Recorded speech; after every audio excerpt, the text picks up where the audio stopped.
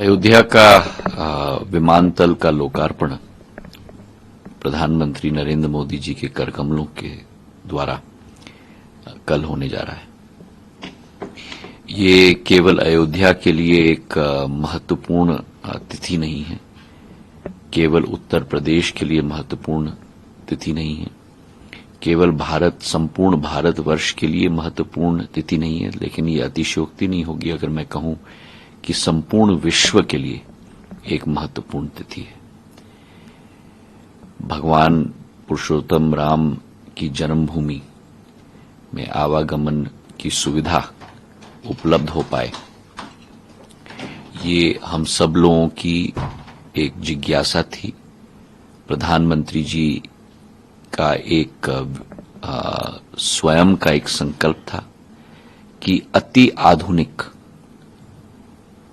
Airport, railway station, सभी आवागमन की सुविधा अयोध्या में पर्याप्त मात्रा में स्थापित होनी चाहिए। जहां एयरपोर्ट के अंदर, विमानतल के अंदर अति आधुनिक व्यवस्था उपलब्ध है, वहीं उस विमानतल का संपूर्ण आकार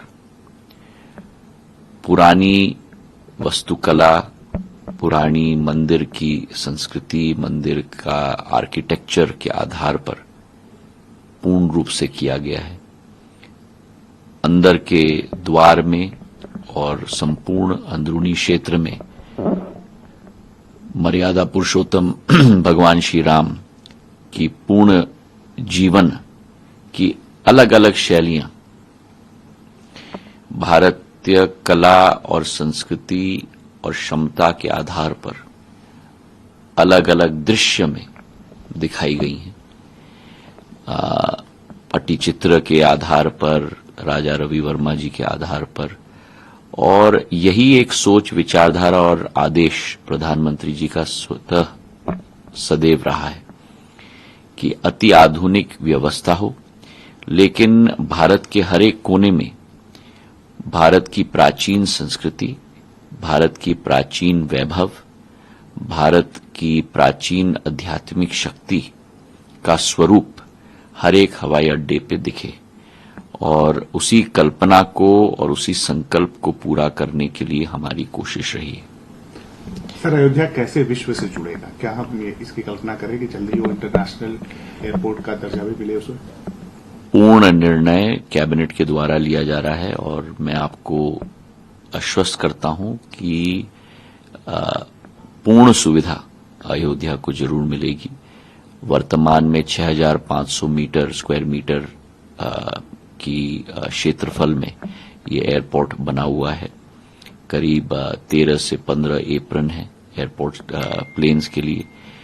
हर तरीके का विमान, एयरबस A321, बोइंग 737 वहां उतर पाएगा। द्वितीय भाग में इस रनवे को भी हम आगे जाके बढ़ाने वाले हैं ताकि बड़े विमान भी यहां आ पाएं। जहां वर्तमान में 6,500 स्क्वायर मीटर का एयरपोर्ट बन चुका है, द्वितीय भाग में हम लोगों की कल्पना है कि 50,000 स्क्वायर मीटर का एयरपोर्ट टर्मिनल बने, मतलब कि 5 लाख स्क्वायर फुट का एयरपोर्ट का टर्मिनल बने। तो ये संभावनाएं हैं अयोध्या के लिए। कल एयरपोर्ट का शुभारंभ प्रधानमंत्री जी के कर कमलों के द्वारा किया जा रहा है और आने वाले 22 तारीख को, जनवरी के 22 तारीख को भगवान राम की प्राण प्रतिष्ठा भव्य राम मंदिर में, जो केवल 140 करोड़ भारतीय जनता का सपना नहीं, लेकिन विश्व में बैठे हुए भारतीय संस्कृति के साथ जुड़े हुए एक एक व्यक्ति का सपना था।